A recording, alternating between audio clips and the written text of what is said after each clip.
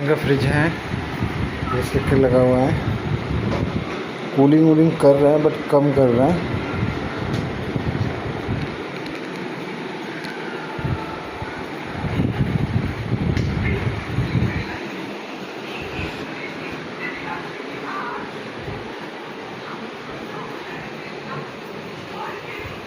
एक model number का sticker ये रहा।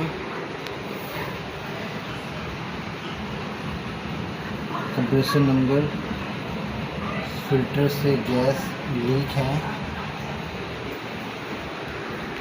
इसके अलावा ये इसका मॉडल नंबर, सीरियल नंबर है।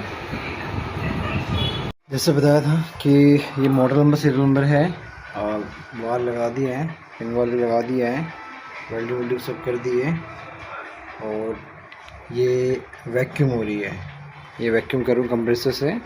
वैक्यूम होने के बाद अब मैं इसके अंदर गैस रिफिल करूँगा। वैक्यूम हो गई है, अब गैस डाल रहा हूँ मैं इसके अंदर। ये गैस है। फ्रिज फाइनली ओके हो गया है।